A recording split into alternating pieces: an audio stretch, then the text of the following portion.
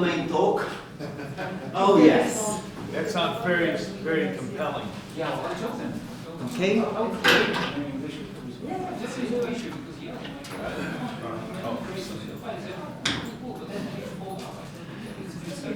Okay, it seems that we can start. Before we start, could you please start introducing ourselves? Maybe starting with Monte CAHN. Sure, to all four of you who know me.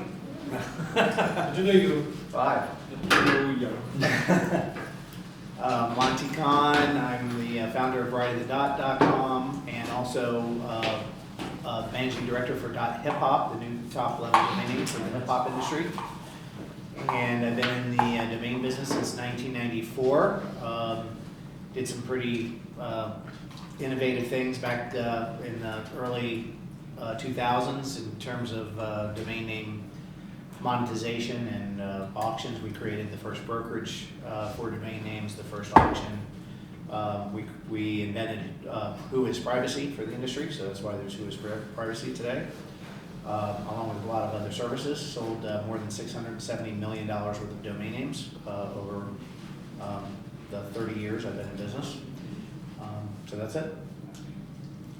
My name is Joe Alagna, hard to follow Monte. No, but I've also been in the industry for about 25 years, and you know, my accomplishments include mostly things in the registry business. So when I worked for CentralNet back in 2000 to 2012, we created we used to sell subdomains at CentralNet on us.com, but we also took our subdomain registry system, modularized it, and offered it to other domain registrants. We called it Personal Net Names. It was a partnership with Network Solutions. It did not succeed, but 3 years later, in 2008, they started talking about new TLDs, and we had this product on the shelf ready to go. So we did help many applicants in the 2012 round using that same registry product that we created originally for subdomains. And anyway, CentralNet has turned into a great company and eventually grew and grew. And from there, I moved on to other companies. I worked for 101 Domain, which was a brand-related registrar for many years, and then affiliates for a couple of years, and now IT.com for 2 years. So mostly the registry business has been what I've been involved in. I have bought and sold a few domains. As a matter of fact, I sold one on Monte's chalkboard back in 2006 or something like that, maybe before that. Bought a domain. Yeah. Dancing lessons. And I bought dancelessons.com from Monte by accident, much more recently. Thank you, Joe. And Todd. Hello, my name is Todd HAN. I'm the founder and president of Dynadot. We're a domain registrar based in California. I started Dynadot kind of by accident. It was back in 2000, and my mom has a vacation house in Mexico, and she asked me to build a website for her. So I learned HTML, and then I bought a web host for her, built a website, and then I needed a domain name. So I forgot which one I used. I used one of the big registrars, and I just thought to myself, I can build a better control panel than this. And because I have a background in computers. And so I just kind of, without thinking too much about it, without a business plan, I just applied for CAHN. A few months later, I got approved and just started building the registrar. We don't have any investors, and so it was very slow at first. It was just me at my house, just one person, and I was the programmer, I was customer service, I was accounting, I did everything. Didn't do anything that well, but I did everything. And then made a lot of mistakes over the years, but then kept at it, and that was 20 years ago, 25 years ago. And today, Dynadot, we're the #4 registrar in the world now, by domain count. We have 200 employees, offices in Europe, Asia, North America. And yeah, it's just been really fun building the company, building the product, building the team. Awesome. So, do you gentlemen know everyone in this room? A quick question to you. Or shall we have a one sentence each quick introduction, as we are a small group and this will be a group discussion after the first 3 questions? Okay, that's a good idea. So, Alessandro, maybe you could start and then one by one. Your name, your position, and your company, please. And what? Your name, the That's company the you work last one. for, and the position. Just quick Okay, introduction. position. Yeah, sure. So, everyone. Alessandro Baruffi. I'm with IT.com, work with Joe, and I look after the channel development globally, but also particularly focused on the European market and with Italy as well. And then also ex-2 cars professional with 20 years? No. 20, so, yes, one of the most connected people in Europe. Marc-Olivier, please. So Marc-Olivier Bernard, I have an auctioning company selling furniture, pictures and so on, but also domain names and other non-physical assets, and also organizer of NDDCamp. I'm a domainer, work with Philippe Franck for domainer. And you are a partner of Yes, my partner. Yes, Philippe was She's the boss. the real boss of NDDCamp. Yes. Hello everyone, I'm Taka from GM for Registry from Japan. I'm a manager there and I take care of the park registrars in Europe mainly, based in Europe. Nice to meet you all. Carlos. Hi, so Carlos, also with GMO. I handle North and South America for Dutch shop. And lives in Japan. I have nothing to do, but I'm the son of the other organizer. I run social media accounts with a couple 100,000 followers, faces accounts, and I'm just here to learn. I have nothing to do. And You're David's son, right? Yes, Yeah. David's Oh, son. you told me Nice to that. meet you. And the name is Tim. Exactly. Yes, super high energy and very ambitious. Exactly. Thank you very much. Yeah, I'm Nathalie Dreyfus. I'm based in Paris. I'm an IT attorney, white book analyst, forum and other centers. I've been around for 30 years now in domains. Good afternoon, everyone. I'm Igor Moskvin from Belgrade, Serbia. I'm a ERP panelist. I'm an IP lawyer, and I represent brand owners and I represent domain name registrants in domain name disputes. And I'm also trying to learn more about the industry. Thank you, Igor.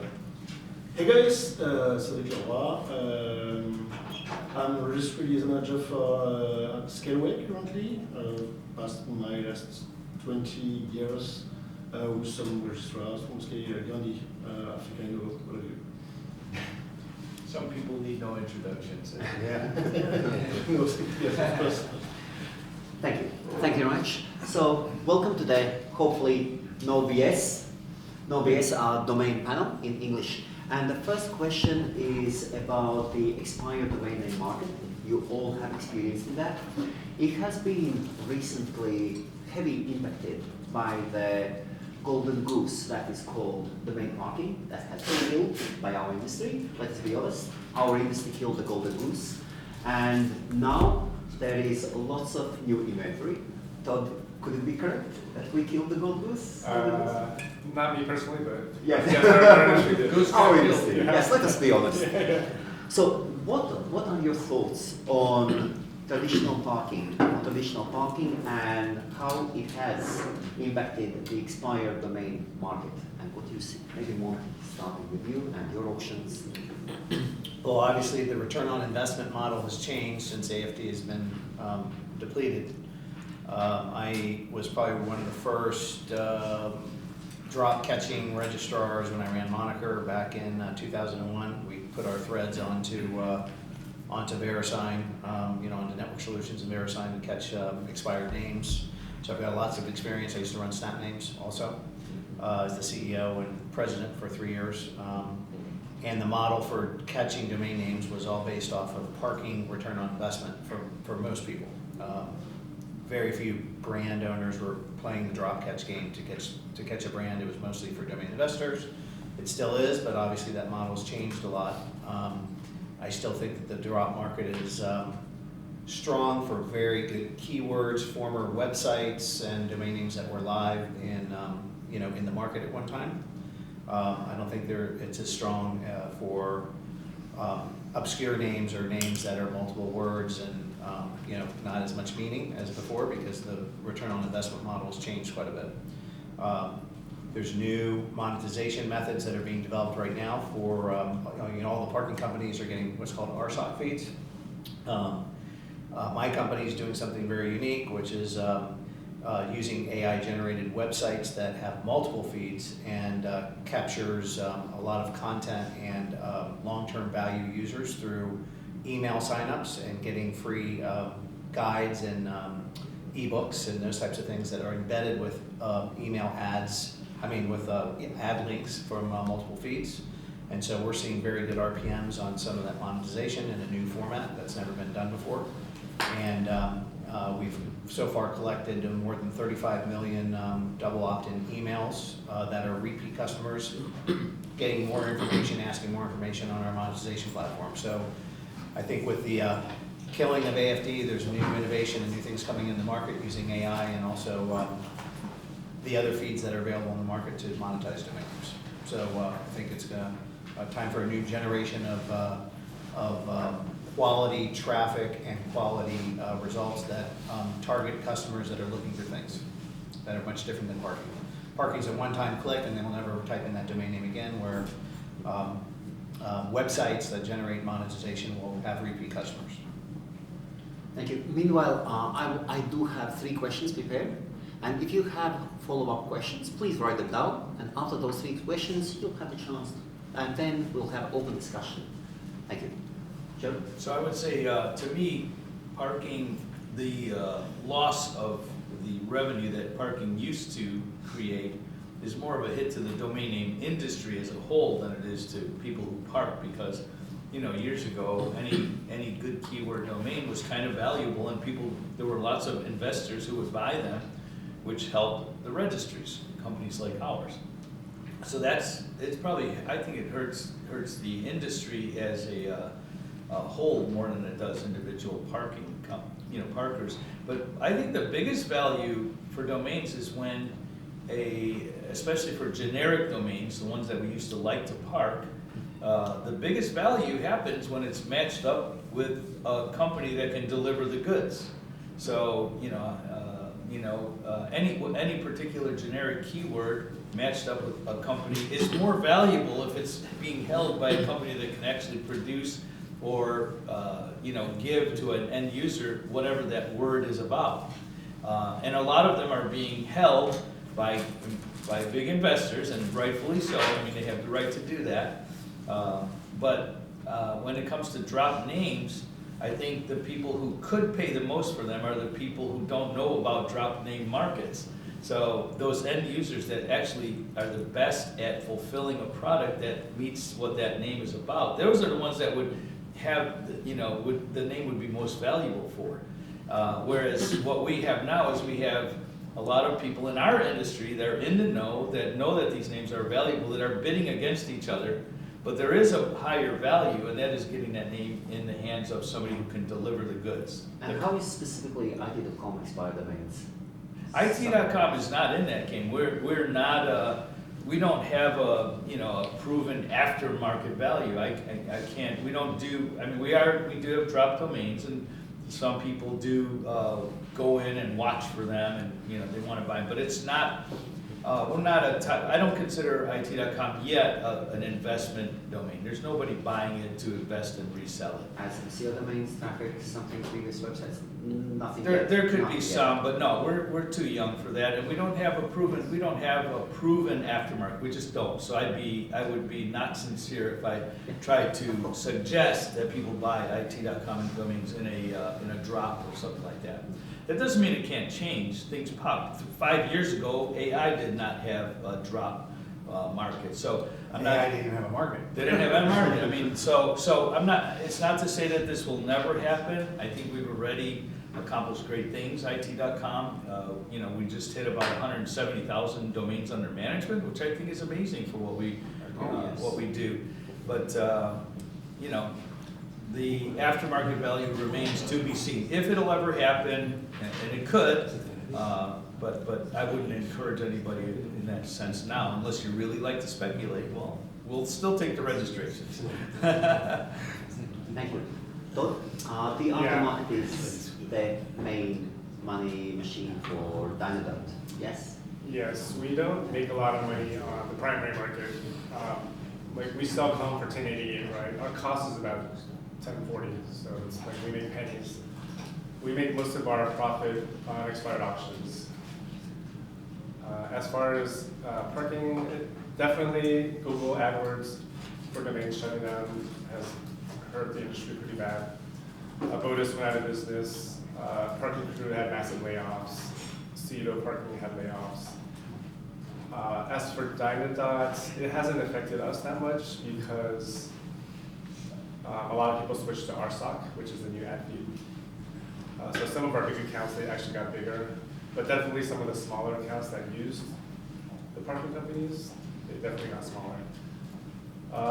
I'll also mention, we have a lot of customers from China, and their monetization is about maybe 5 to 10 years behind the US. And so they can still make money parking through the Chinese parking methods. And so those accounts are still growing. So for us, I think net, we're still growing from traffic, even though most of it is from different sources now. Now it's from China and RSOC. Before there was another third component, like parking companies. That has shrunk. Thank you. The next one is about Web3. Yes, we want to talk, and we know that there are companies that are stopping selling Web3 services to their clients and moving towards more, let's say, Web2. Brady's smiling. And so Web3 still gets a lot of attention. But where do you see them going? Are there business opportunities, or is it just waste of time? So maybe starting from Joe. I'm happy to address this. I think what Fred Hsu has been doing with D3 is really important because what I learned from them is that the Web3 industry has grown organically. It's grown from within. A lot of people from the crypto world who have done well, obviously, with Bitcoins and all different types of cryptos, and they've done well, and there's a lot of money there. And the Web3 truly began because of wallets and because of crypto exchanges and the whole world of crypto. I think where they, in my opinion, and I don't think I'm a final authority here, I think where they went wrong is by calling them domain names. What Fred taught me is they are better identified as web identifiers or wallets. To me, domain names truly need to be in what's called the IANA root. Most of you will know what that means. There's about 1,600 top-level domains in the IANA root. And fortunately, companies like Unstoppable have recognized that, and I understand they're going to apply for top-level domains. And to me, that's the key. By the way, they don't need top-level domains. A lot of these crypto companies are doing fine. A lot of the Web3 companies are doing fine on their own. They have millions of users, millions of wallets. But, and by the way, the domain name industry and IANA doesn't need them. We're doing fine as, the internet, quite frankly. But together, they're both way more. There's value because the Web3 identifiers bring that payment component that so many people love, and domains are a way for them to connect to the global internet without plugins, without any extensions. So the combination of the two is just so much huger. It's a force multiplier, and we would both do better by understanding each other. And I know that Unstoppable has become a registrar, and they're applying for new TLD, so I think they see that too. That's the way I look at it. And but lastly, sorry not to hog anything, I love what Mark Monitor's been doing, CSC as well, because there are questions, there are a lot of misunderstandings about Web3. So corporations are coming in like, what's this Web3? Should we be buying these? What do we need to do here? What I've seen is that the more educated brand advisors are saying, look, we're not saying to buy them, we're not saying not to buy them, but here's the story. Web3, they're wallets. Web2 is domain names. You're speculating. You can decide to buy them if you think there's going to be something, but we're not going to tell you to do anything. We're just going to try to help you understand what the ecosystem of each of them are, and then you can make the decision whether to invest in that or to wait. Thank you. Todd, continuing about Web3 towards you, if I may interrupt, around 6 to 8 months before, Yeah. you tweeted on Twitter asking public opinion, should Dynadot start offering Web3 domains? Right. And you were seriously considering them. Yes. And if you could share your, thank you, thoughts. Yes, we were considering using a company called D3 to tokenize domain names. What that means is a domain will live in Web2 as a normal domain, but it will also have an alter ego on Web3, and the two are linked together. So the way to do that is that every change on Web2, we have to mirror onto Web3. So let's say a domain moves to a new account on Web2, like through a push. We also have to allow a way for it to move to a new wallet on Web3. And vice versa. If it moves to a new wallet on Web3, we have to push it into a new account on Web2. And we did do a lot of research into working with D3, and we realized it's a lot of work to keep the blockchain and the domain accounts synchronized. It's very easy for them to get out of sync. And if it's out of sync, that can cause a lot of problems, right? Because Web3 has a new owner, but on Web2 the same owner. Who's the real owner, right? It have to be exactly synced, or the ownership is no longer clear, which we do not want that. I mean, there is a way to do it using webhooks. It's just that it's a tremendous amount of work. So that's the one side of the scale, right? The other side is what are the benefits? Like, what do you get from tokenizing a domain? The only benefit I could find was that you could list it on OpenSea and other NFT marketplaces. So you have a new audience space for your domains for sale.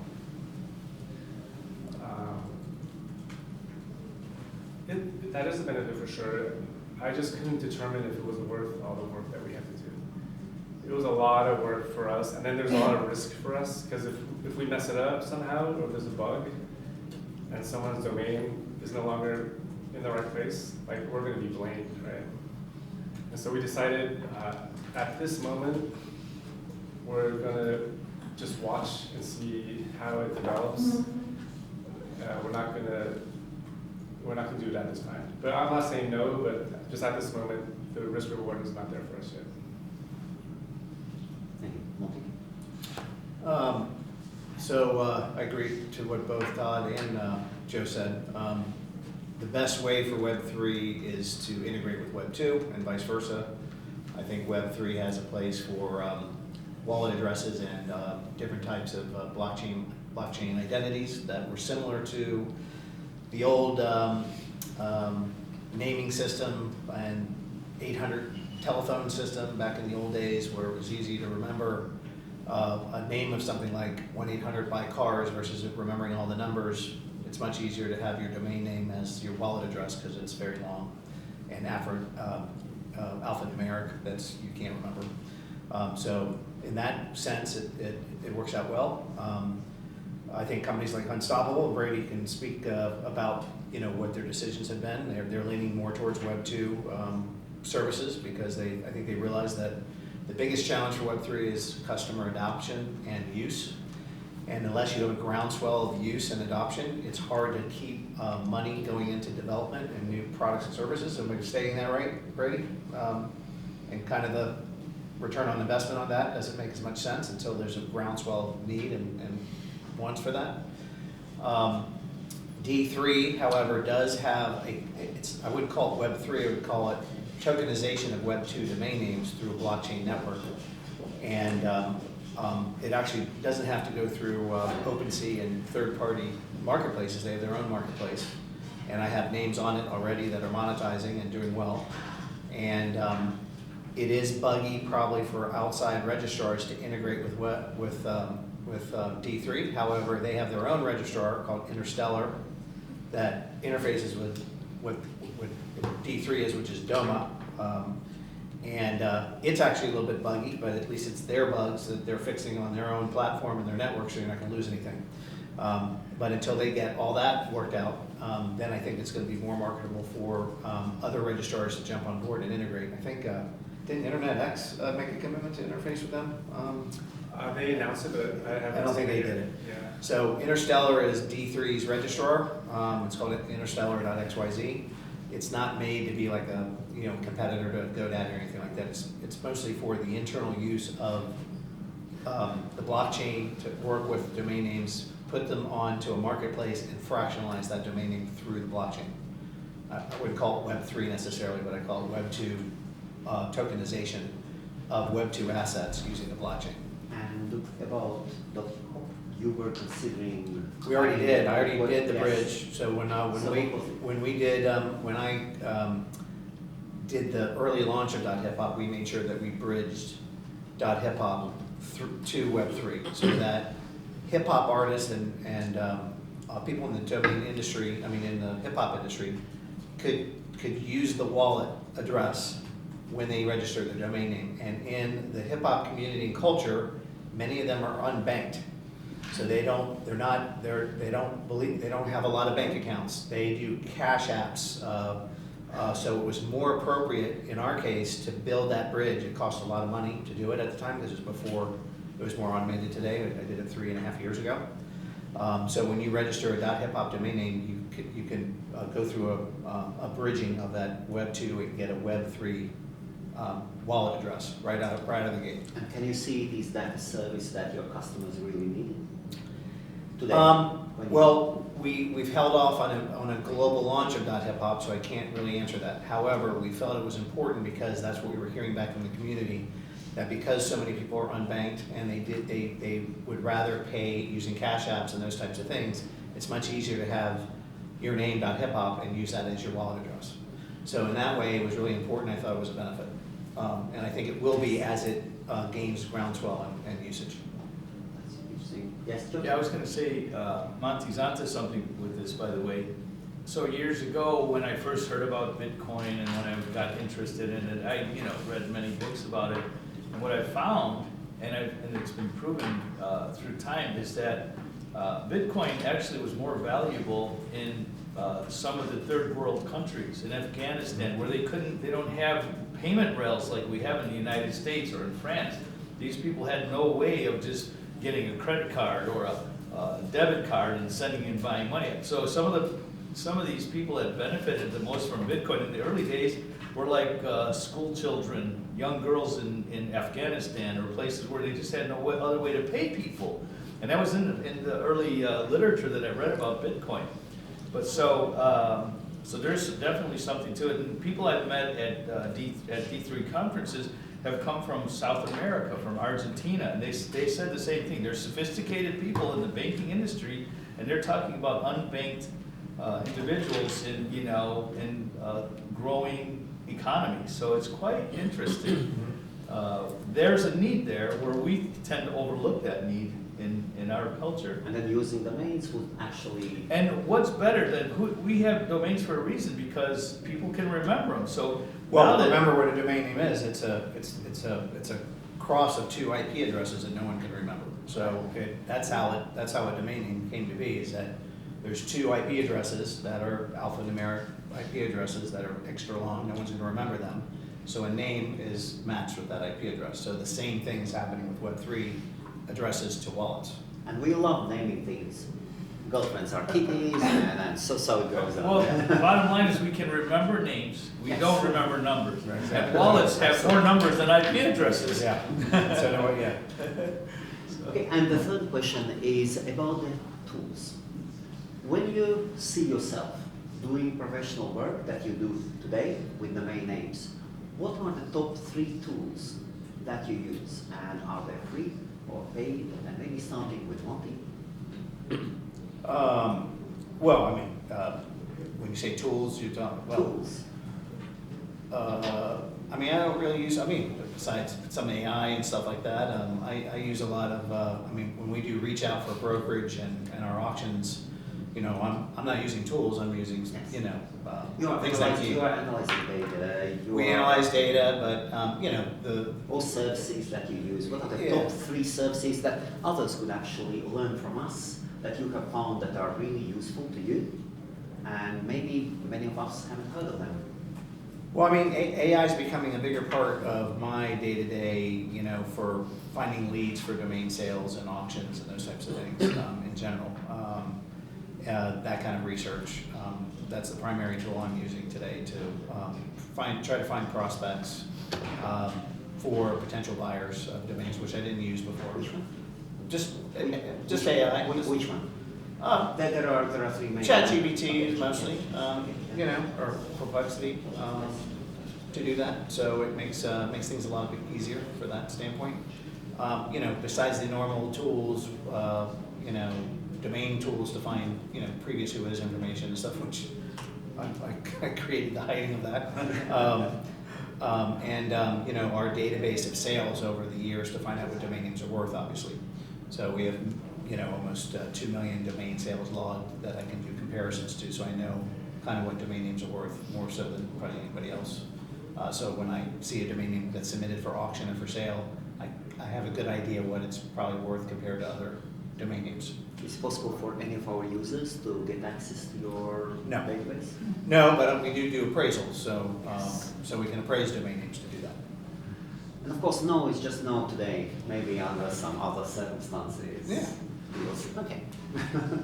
So I'll just share, I'll try to answer your question directly. Obviously, I like ChatGPT and I do use it daily and I'm using it more and more every day, but I think ChatGPT is a lot like MS Word or MS Excel. The average user, 90% of us, uses about 5 or 10% of its capability. If that. Yeah, and I'm finding that that if you're willing to pay $20 a month, which is almost anybody I hope here can do afford that, they have a way that you can get it not just to answer questions, but to do massive work for you. And I'm talking like stuff that would take you months or half a year to get done, can get done with, within, a day or less. So, and I've done some of that. So, going deeper into what ChatGPT can do is huge and probably worth the time to understand how it works, to use the agentic side of it and create your own GPTs. Like I have a GPT that knows more about the registry world than I could ever put together or remember on my own. I have trained it on my book, I've trained it on the guidebook, I've trained it on the IANA route. It knows, I don't have to think long to get almost any answer, and it's very educated. It's my GPT. And by the way, it's private. I don't want it training everybody else's GPTs, so you got to think about how you train it. But that's what it offers. Then there's some fun stuff, I think it's pretty awesome, and I know people that are using it. One of them is called HAN. So what HAN does is basically clones you, and if you want to really, just amplify your social media, HAN will clone you and it'll do it for you. Now I know it's not me, but what I've seen, I'm like, if somebody didn't know me, they'd think that was me.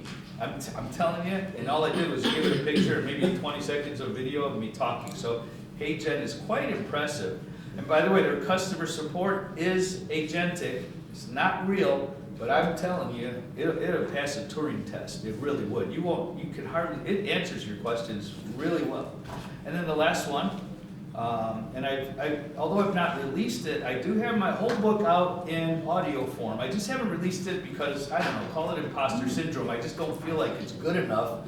But the whole book is, I fed it into, bestseller. Please, don't tease me.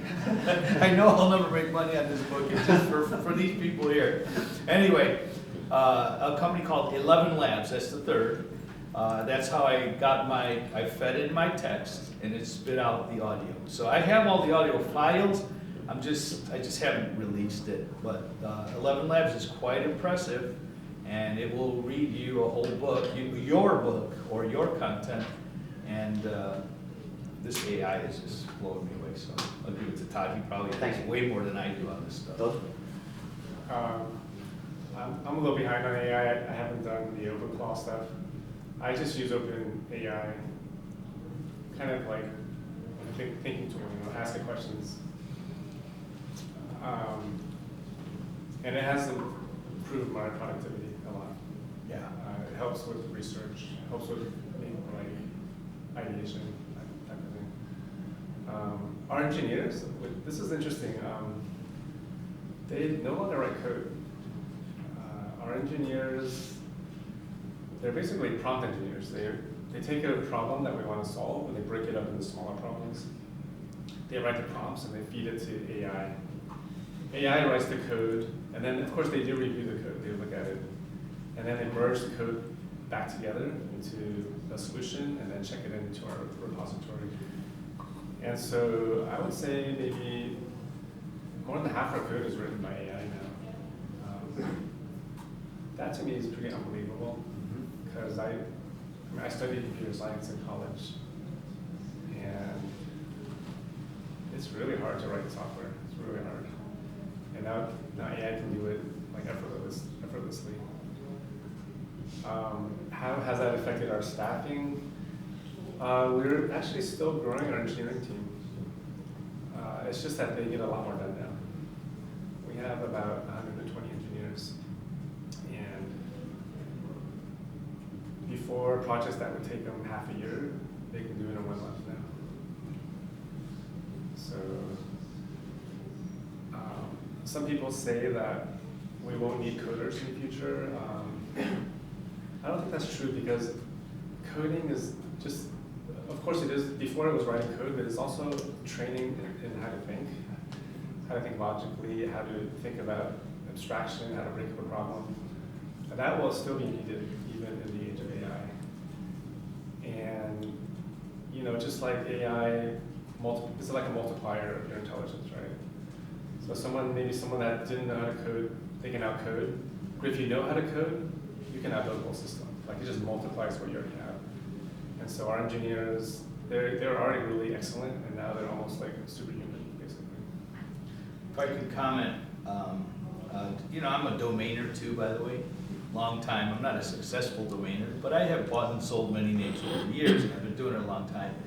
I'm moving all of my names, I won't mention any other registrars, but away from one that I've been with for 20 years, and it's primarily, I'm moving them to Dynadot. Why? Because he's here. The one I'm moving it away from is not here, and I've been with him for 20 years. What does that say about people? It says that AI is important. Yeah, it can help you to be a little more superhuman as a developer, as a thinker, or as a whatever a content creator. But relationships still are number one. Yeah. Oh, absolutely. That's the best tool of all. AI is not going to convince me to go to another registrar. Just another human being. Yeah. And hopefully, if Dynadot is there, then that first human being will not have any chance. And it's more than that, by the way. Their system is great. And I'm just going to say it, I got the advice to move there from a guy who's a personal friend, that works at another registrar. He said, go to Dynadot. So, what does that say? Yeah. Thank you. Now it is time for open discussion. Don't be afraid to ask questions. This is maybe one of chance to have a table like this. Yes. I'm sorry. Yes, Tim.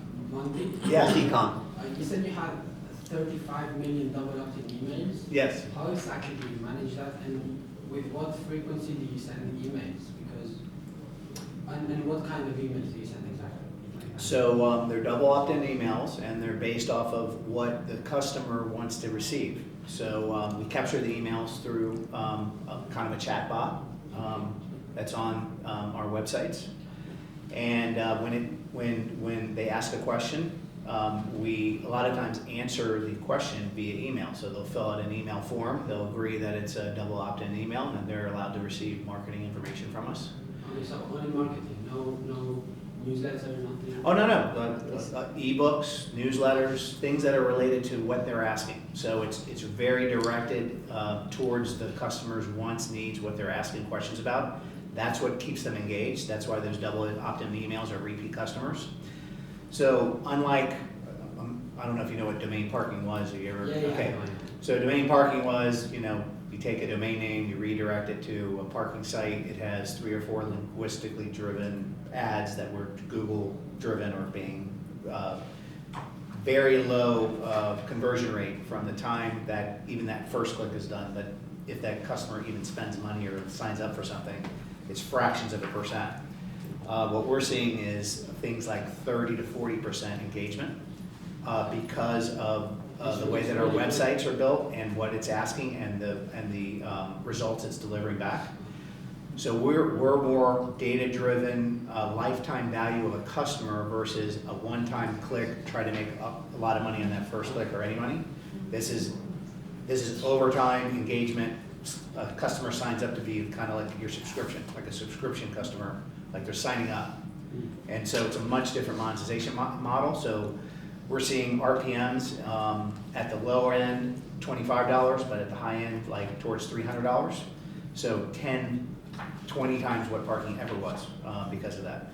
So in the new age of where parking is that one-time click and you never see that one person type in that domain name ever again, we're seeing re-engagement, lifetime value, high RPMs, and long-term monetization because of that. Using multiple feeds and delivering ebooks and guides, and somebody wants to find out what the error code in their washing machine is and how to fix it, we deliver that answer in a guide.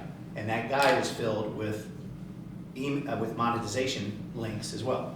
So that's how that works. Thank you. Yeah. Thank you. Considering the scale, it's actually crazy. Yep. And it's growing, it keeps growing, so it's good. Any more questions? What do you think about the regions? What is there? Do you see the differences how the Asian markets and North American and European markets are growing? Are they going all in one direction or are they different? In terms of what? Domain In market? domain names. In domain names. In both. So some markets are more penetrated than others. So so there's nothing but growth in some, and there's some maturity in others. So like the United States is, I think the last statistic was 78% online, which you would think would be more, but it's like 78% online. Asia is what, 50%, something like that. Africa is only 20%. So there's 80% upside for an African market to get online than there is for some other markets. But the overall global online penetration is something like in the 60% range or something. So 40% of all people on Earth aren't online yet, or don't have connectivity the way they should. When you are dealing with penetrated Asian markets, are you using some different approaches? I'm not an expert on the Asian market, so that'd be something GMO guys can answer about more than me. But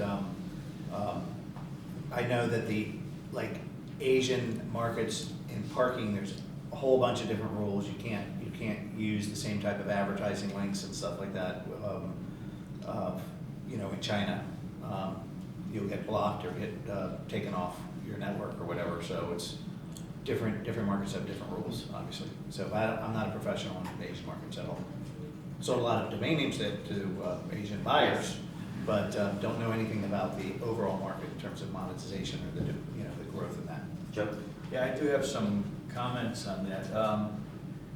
I think it's less about the geographic location and more about what I see the opportunity is more about the type of user of the internet. So think about it this way. If we just talk about domain names, okay, there's 400 million domain names registered. If we think about internet users, there are billions. I don't know the number, but it's probably 5 billion. Yeah, it's 5 out of 8 or something. Something, yeah. That's what ICANN reported. So think about that for a minute, and then go a little deeper and think about I put them into two categories. There are consumers and there are creators. And if you look at the consumer is the person that goes, my wife is a consumer. She goes on Facebook every day. She gets recipes. She goes to Pinterest. She loves Pinterest. So the internet for her is just all about consuming content. The ratio of consumers to creators is huge. Probably less than 1%, maybe 2% are the people who are the people who are the influencers, the people who have blogs, podcasts, who even have a website, quite frankly, that have a shopping cart. It's a huge difference. And guess who buys domain names? It's the creators. So in truth, that's why I'm so bullish on the domain name industry, because to me, the small amount of creators are the ones that are buying all the domain names that are being sold.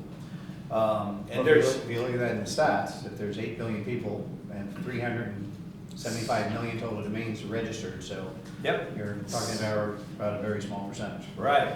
So I think there's tremendous opportunity. And then when it comes to geographic markets, I have a little first-hand experience because I ran around for affiliates, and my job, which I did not succeed very well at, but I did learn a ton, was to recruit country codes to come onto affiliates platform. I did that for 2 years. So as a result, I was at APTLD, Asia Pacific, and that representing all the Asian Pacific country codes, LA, the South American, Latin American country code, the African country code people, and then the European one, RIPE and CORE and all those type of people. So I got a chance to go to different cultures.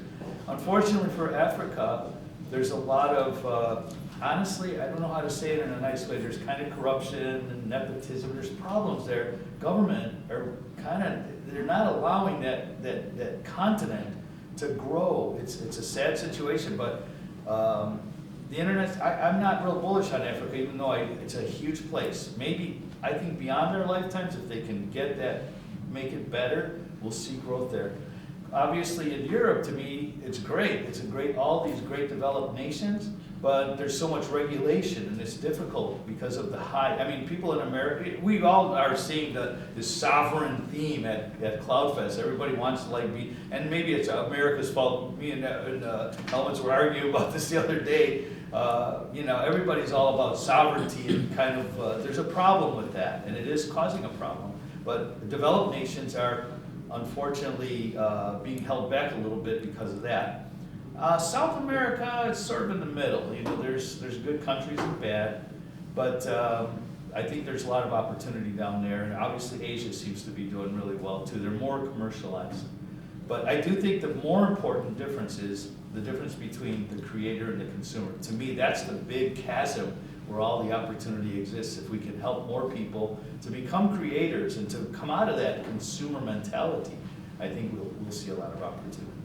Todd, you mentioned that you're a lot of Asian market, Chinese markets coming to Dynadot, right? So yeah. You're probably seeing more of that than anybody. Yes. So our site is translated into about 14 languages. One of them is Chinese. We accept Chinese payment methods like UnionPay and Alipay, and we do have customer support in Chinese. It's a big part of our business. I would say maybe a quarter of our business is from China. And that's without us even really marketing over there. We do have a back office there, but we don't do a lot of marketing there. China is developing, and their stock market's not doing that well, and their real estate market's not doing that well. So there's a lot of money looking for a place to go, and some of it is ending up in domains. There's some really huge buyers over there with massive portfolios. We also see some growth in the Middle East. Our site is translated into Arabic as well. And we do see some growth in Africa too, even though we don't accept any payment methods from there. But they pay us using crypto. And in China, you are known not as Dynadot, but as DY. Yeah, because they can't remember Dynadot. It's too long for them. And are you using some different domain names for that, or how is that?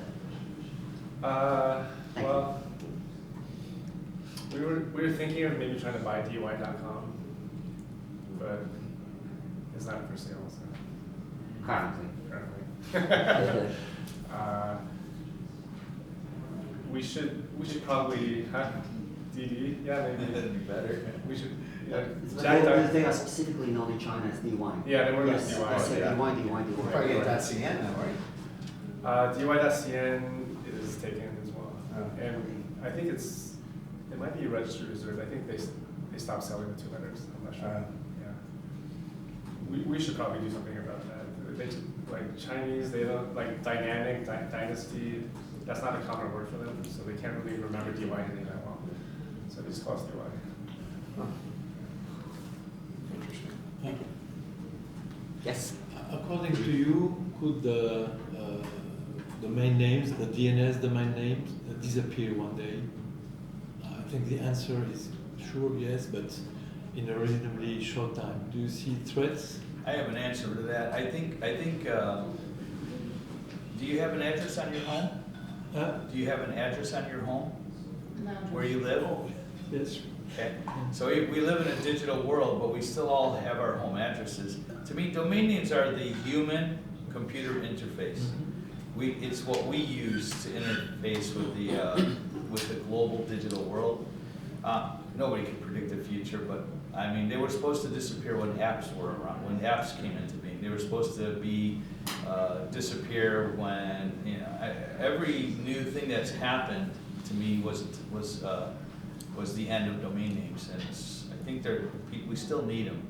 GE doesn't want AI, or any company, any large company doesn't want AI choosing where to send consumers. They want to have that, what I call your agency, your individuality, your ability to send people where you want to send them, not where OpenAI wants to send them. So I think domain names still have a long future. Yeah, I don't see them. I don't see domain names going away. AI cannot change the way that the foundation layer of a website. It can change the way a website looks, but the actual address is reliant on the DNS system, and AI can enhance the way you get there, what you see when you get to a website, make things easier, better, more efficient, and all that kind of stuff, but you still need the core foundation of a website, and I think that's going to be, for the time I die anyway, isn't that far off. It's 40 more years, 30 more. So I don't see it going away because, are you referring because of AI? I love your answer, but just because I don't see any threats also. But I always like to challenge my view. So as Joe mentioned, the whole app scare was like, well, who needs a domain name? Do you have an app? Well, guess where you have to go download the app? On a website from that app. So you couldn't do it unless it was on the app. The app goes to the website. So even the apps have to have a website, so you have to go get the content from the app. So the same thing is true, I think will always be true. And I've seen, since I was in the business since 1994, there was something called Real Names, and then there was, I'm trying to remember the other company that say you don't need domain names anymore. Web3 was a threat to the root as well, kind of. Facebook pages. But then, I think people realize you couldn't do things that you do on Web3 that you can do on Web2, and I don't think you're going to ever be able to do that stuff unless you have browsers, which also are on domain names, recognize the Web3 root. So, like Brave browser was the only browser. Brave, is that the only browser that recognized Web3 domain names? Was Brave? Brave and Opera. Opera, right. So, but those have websites as well. So you had to go to the website to go use a Web3 domain name anyway. So someone told me once QR codes are going to replace domain names. They weren't realizing that most of those QR codes go to a domain name, and because of the opaque nature of a QR code, I never use QR codes. It's not easy I to rarely remember. scan them except for if they're on an internal. I never would scan a QR code on a billboard or something like that because it's a vector for fraud today, quite frankly. well, I have my contact information on a QR code, and it goes to my domain name. Yeah. So there's my LinkedIn page, my domain name. And everybody, most people in the fraud business that are helping others detect fraud, come from the domain name industry. They know domain names. If we want to stop fraud, we need to educate the world on how important it is to type in a domain name rather than to click a link, scan a QR code. That's where they're being fooled. Or even phone calls. I mean, you got to type it in yourself, and then you know you're going to a real place. If a dog catcher hasn't bought it and rebuilt the previous website. Yeah. Before this conference, NDD, I was at CloudFest, and I had a meeting with VeriSign. They run .com and .net. They told me that the biggest part of their business that's growing right now is the AI website builders. It's growing faster than site builders like Wix or Squarespace, and it's growing faster than traditional registrars. So like MESKONIS, for example, which was acquired by Facebook. 44 Camp, whatever. Base 44, yeah. Those companies are generating all the growth for VeriSign. So up till now, at least, AI has been helping domains. Meanwhile, it looks like the growth of the corpus of domains is increasing, while the GoDaddy stock is tanking in VeriSign's as well over the past year and a half. So how do you reconcile the growth in the market while the perceived margins of the two monopolies in the space are shrinking? Yeah, I think because of like Camp 44 and MESKONIS, a lot of the domain registries are shifting to those companies. And I don't think GoDaddy's numbers have gone down, but there's a perception that they're not front and center on this trend. Not to mention VeriSign. VeriSign obviously is going to be strong for a long time, but equating company valuation and all that with their numbers doesn't always match up. It is about perception, but in truth, my theory is that VeriSign, if their numbers are going down, it's probably because the new top-level domains are going up faster and growing faster. If you look at the rate of growth, .com and net are growing into 2 or 3% a year. Identity Digital, all of their group of names, all the new TLDs are growing at a rate of something like 20 or 25% a year. So I think people are looking at that and maybe not as bullish on VeriSign as they used to be. But I mean, VeriSign still, even though they're reducing their positions, like think of Berkshire Hathaway, VeriSign is one of their top 15 holdings. So there's something there. I mean, those are smart people making investments. But I do even think they're actually reducing their. I've heard they're reducing their. Has the stock dropped below the point when the Berkshire Hathaway started the first round? They had 3 rounds, I think, of buying VeriSign stocks, and the question is, if it is now dropping, is it below that first point when they started buying VeriSign stocks? That was what, 2 years ago or so? 1. Yeah, I think it's certainly below there. Pull it up. I mean, the domain market is strong, this year is the biggest growth since December something. Since 2018, 16 or something. So there was more domains added to the root this past in 2025 than in the last 10 years or something. So it shows the market's strong, I think. If you look at the stability of domain growth since they've existed, they really. I mean, we've had some booms and busts, and we've been part of it. Besides the 2000 crash, and maybe around 2010 when they had 2 years where they lost a little bit, almost 2%, almost 5%. But every year there's been growth after that. It's pretty amazing. It's a lot more resilient than real estate and lots of different industries that just have wide fluctuations. And that just means more people are getting online, and the new TLDs are. Attractive to the new generation of users because there's not a lot of names left in .com, obviously, even though .com still holds the most value. But the younger generation, like my kids, how old are you? 20. You're 20. So how important is having a .com domain name to you? Probably important because your dad knows more about the business than anything else. No, I think it's very important because I don't know how it is in most countries, but for example, I live in Spain. Nobody cares about .es. It's only .com. Okay. If it's not .com, I don't trust it. So that's unique to hear, because my kids would say, you know, something that's more linguistic, has more linguistic flow and meaning. So if you're a lawyer, I would think a .law or .legal would be more attractive than .com, because nobody knows what com means. It doesn't have a dictionary meaning. It stands for commercial. But most people thought it was community and commerce and communication, so nobody knew what com stood for. And it's just because it was the first one out. So it was the first one out that was commercially for commerce and for doing profit. And so that's been why it's been established that way. But you wouldn't say that if the first name that came out was, you know, .law or something else, then it would be .law would be king. So with all the new extensions, you know, having divorce.law, I think it's a lot more intuitive than have divorcelaw.com. It's shorter, it's easy to remember, plus it's more readily available, because that, you know, divorcelaw.com's been taken for so many years. It's more expensive in the aftermarket. So I was not a big proponent back in the old days of new TLDs coming in, because I thought it would confuse the market. I think the next round is going to confuse the market again, because it's going to be adding another 1,000 domain names to an already crazy amount of domain extensions there are now. But for the younger generation, it becomes more intuitive to use something that's more linguistically flown and available.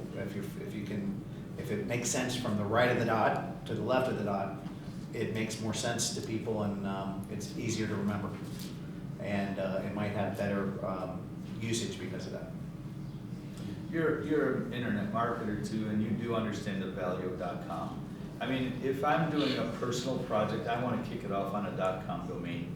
But I'm in the business of helping people get new TLDs. I know that sounds a little hypocritical, but there is demand for this and there's demand for that.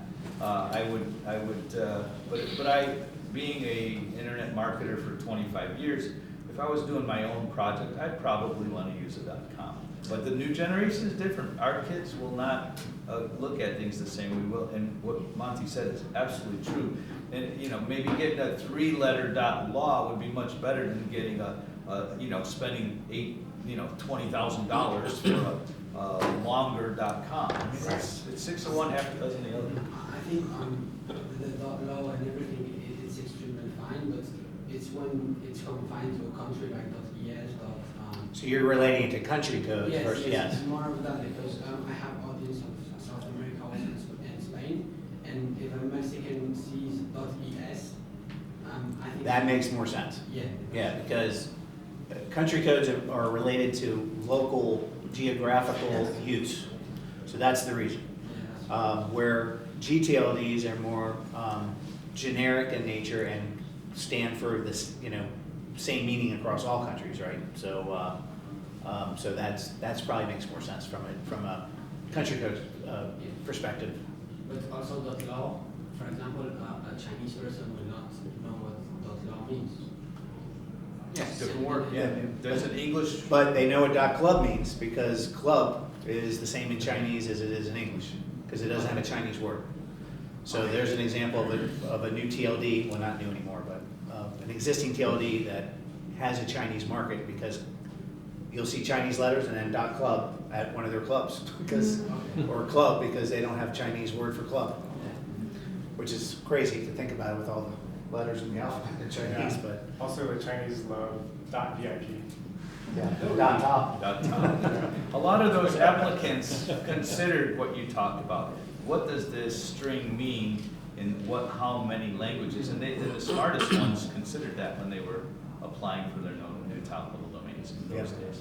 Question, what do you think about IBM domains? As one of the issues, it is awesome to name a club in Chinese and then to add a .club, but if you put it on a business card and give it to Monte or me or Todd or Joe, will we be able to put it on in the browser? No. What are your thoughts on the future of IBM? IBMs they don't work well in China. No one uses IBM in China because it's hard to type in a Chinese character. It's hard to type it in on a keyboard. Right? So if you have like that Google on your business card, like Chinese people can type it in, but no one else will know how to type it in. IBMs only work in some sort of alphabetic system. I heard they do well in Russia. Like Cyrillic is the only idea that does well pretty much. I'm not real bullish on them, at least in my lifetime. I think there someday will be a time where they'll maybe, I mean, the idea of extending the internet to people in their own character, in their own script. I think that's so idealistic. It's a nice thing to do, but in practical terms, it seems like it might be a while. By the way, my boss is Russian by descent. His first language was Russian. His second language was English. And when he bought his new laptop, he gave me his old one, which is this one. Yes. And the keyboard had all Russian script characters on it. So I took it to my computer shop and I had him put a new keyboard on it. Only after I did that did I realize that he had just put stickers on each of the buttons. Well,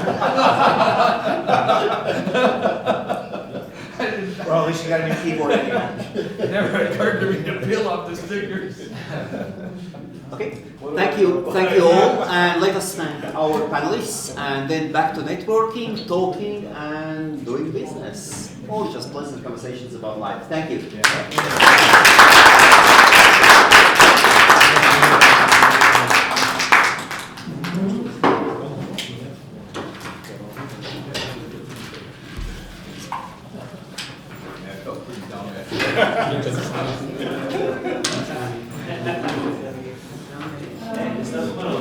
That's